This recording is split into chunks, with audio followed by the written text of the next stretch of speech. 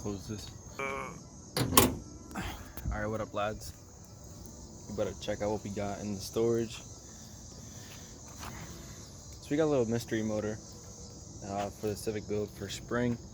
We got a bunch of parts. We got some axles that are probably no bueno. Look at the AC. Let me give you guys a little bit of explanation. I bought a Civic over here not too long ago from one of my lads. It's just chilling all the way down there next to my other car, which is right there, and their Civic's right there. But anyway, the important part is it was my daily for a little bit, but now the plan for it is this coming spring 2020. Let's get it, 2020. You gotta have a little bit of fun. We're looking to build this motor right here. Disregard the princess blanket. Anyway, so we're gonna be building this block over the winter. So come to spring, we're gonna have some fun. Hopefully have a fun car, take it to Honda Day, something like that. Anyway, so without further ado, let me show you what we got. Low 4-banger. So this is a Y7 block with a Y8 head. Now Y7 blocks have like a lot of bad rep for having, I believe it's one oil port per cylinder, so it's got bad oil flow under a lot of power, which can be fixed with shimming and / porting the oil pump, which basically means you make the port on the oil pump that provides the oil, you kind of expand it to allow more flow. Correct me if I'm wrong. So basically this block's in not too bad of shape. I did look at it to make sure it wasn't cracked on the outside, which it didn't seem to be cracked when I picked it up from the dude, but I got a really good deal on it. So you know how these motors go. If they're bad, you can literally pick one up for like 30 bucks somewhere probably. So everything, I got some axles, I got the shift linkages. I mean, it's good to have an extra set of axles. D-series axles are relatively weak. You know how that goes.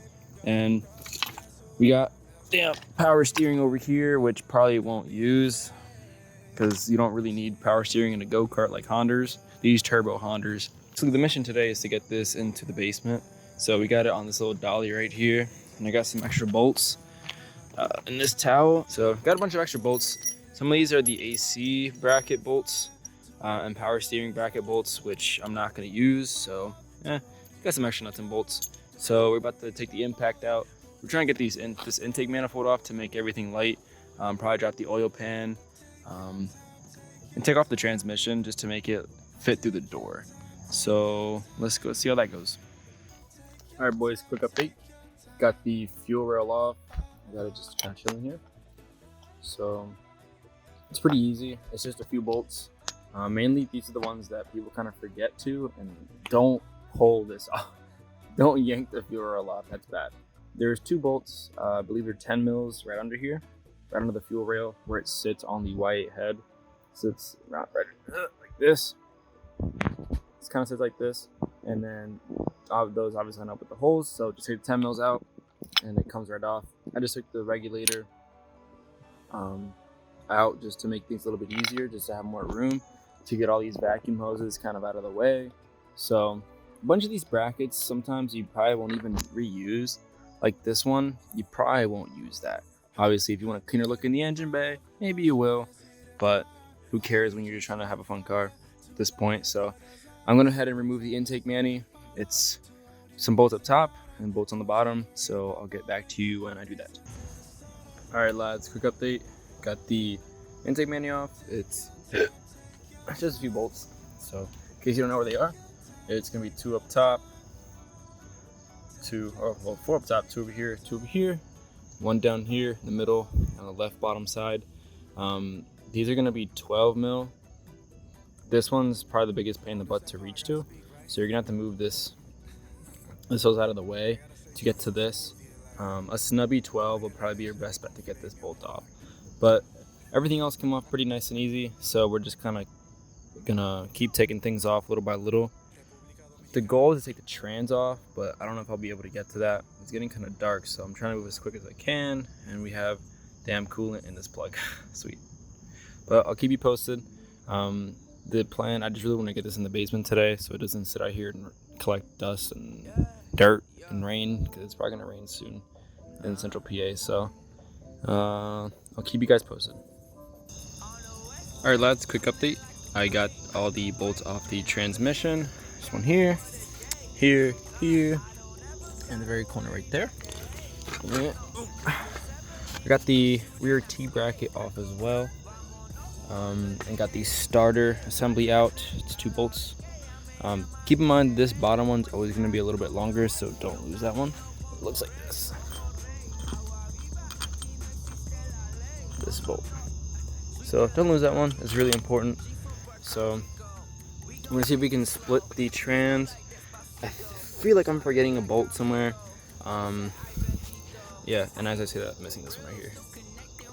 I knew there was, I think there's 2 on the back side if I'm not mistaken, or 1. I forget. But let's see if we can crack this open. I'm gonna have to grab a pry bar from the basement in order to get this off. And that should be enough weight off of this thing to kind of get it downstairs, just manhandle it downstairs. So let's see how that goes. I'll keep you guys posted. All right, boys. So it's been probably like not even 5 minutes. So got the last bolt off. It seems to be the last bolt. This obviously has been touched before, looking at it. So that's probably why it came off easily. If you guys are taking your transmission off your little 4-banger, hopefully it's as easy as that. I know at some points it could definitely be a little bit harder, depending on how rusty it is. I'm over here in Central PA, so bolts around these parks are always rusty. So if you don't have an impact, I recommend it. I have this one from Ryobi. Got it for $100 bucks. It's not too bad. It's got apparently 300 foot-pounds of breakaway torque. It wasn't strong enough to get the trans bolts off. I mean, keep in mind these are threaded in there pretty good and really snug.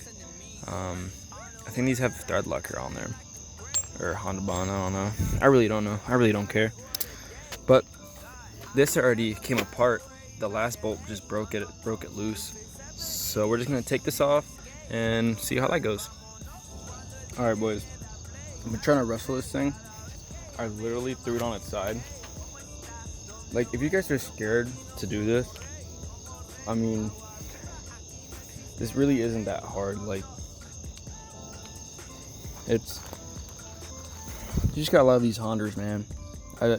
Now I'm trying to understand why people love these cars so much. It's like pissing fluid. But it wasn't even that many bolts. It was like 5 or so, and it cracked open, but I can't get this damn thing off. I literally flipped it on its side, like one-handed.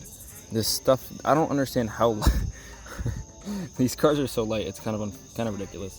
So I'm gonna grab the crowbar real quick, and we'll see if we can get it off.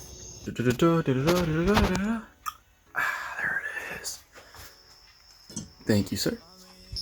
I really don't appreciate how dark it gets and how fast we lose light up here in the east region. But we see good old little clutch right here. Yeah, this is coming off. Obviously, we're gonna get replaced with the eBay Special.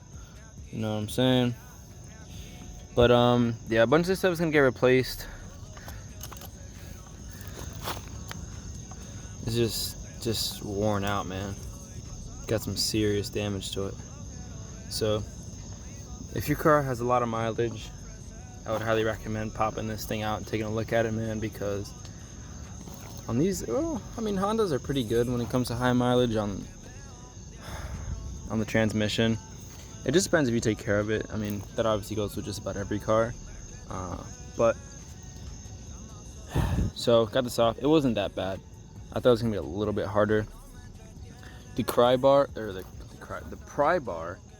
is the key to this thing. Just a few pops on this side and on the other side, and just to make sure you kind of get an even, because you don't want to break these off on these dowel pins, whatever this is. It's to align the transmission into the block. Obviously, you want everything to be aligned, so make sure you don't break these, because these are pretty important as well. But got this off, so this is one of the bigger parts, so I'm glad I got this off. So now the goal is to just bring the block downstairs and just go from there. And yeah, that wasn't too bad. I've only been out here for like an hour maybe, so keep you posted. I managed to get the block from there by myself. I brung it all the way through here. It's right there. I brought it down here. Like somewhere around here is where it got kind of spooky, because I was kind of like at the halfway point, and I'm like, well, do I really want to do this? This is kind of dangerous. And then I got to the point where I was like, well, I'm already halfway, full commit. So these damn mosquitoes, man. So I brought it down here. I just gotta get it through the door, man. That's it. Home run, and we can call it a night. It wasn't as bad as I thought it was gonna be. The only thing that really went bad is mainly the distributor. I kinda, not this one. This one, yeah, this one's no bueno. This one got smoked in the process, and the clip is still in there, you can see. So, but besides that, everything else is pretty good. I bought this off a guy, obviously Facebook might replace, blah blah blah blah, give me crap for it. But yeah, I mean, the car is not too, I mean, not the car, the block isn't bad. Like, usually right here, along this line here and under the distributor, on most D series, it's caked in oil. And this one, not too bad. Not as bad as the one that I currently have. I mean, the distributor on this one is leaking pretty bad, so you can kind of tell from that area. The O-ring in these tend to go bad quite frequently on these cars. So yeah, what a trip, man. If anyone ever tells you you can't build an engine or take one home if you don't have a lift, I am your witness. You can use me as an example. I brought this down here through a flight of steps by myself with nothing but my hands, piece of wood, and a stupid dolly. So if you think you can't do it, trust me, you can, man, because I'm not the strongest dude out here, and I was able to get this home. So as much as I want to take the head off and take a look inside, which I probably could, it's tempting to take that head off and take a look at it. I got a mess on the table here I gotta clean up first. So till then, I gotta get the axles, the shift linkage, and the bolts, and bring all that down here just to kind of set it aside for now, until I get a stand so I can actually set this thing up properly and actually kind of just work on it. But hey, man, everything worked out. That's cool. Lads. Anyway, so tell me why last video I recorded all this stuff, like bringing the D16 down the steps and everything, and I totally forgot to film an outro. So it's like 2 days later. But anyway, I kind of came down here real quick, mainly to film the outro. But I'm out here and I'm checking it out, and I see this. See this big old leak. I was looking at it earlier, but it's leaking, boys. It's leaking. Spark plug is leaking. So I figured it's probably just because of the engine's on its side, and obviously it's not built to be that way. So I'm not really too worried about it. I thought that was kind of funny.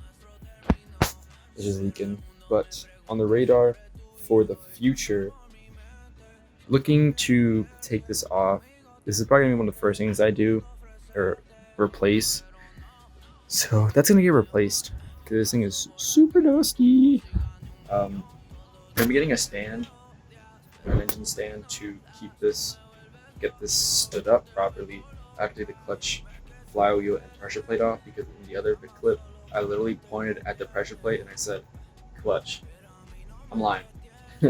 So I'm getting a stand soon so I can put this on the stand and start tearing the head down and everything else, all the fun stuff. So anyway, thank you guys for tuning in. It's been your boy. It's been real. Peace out.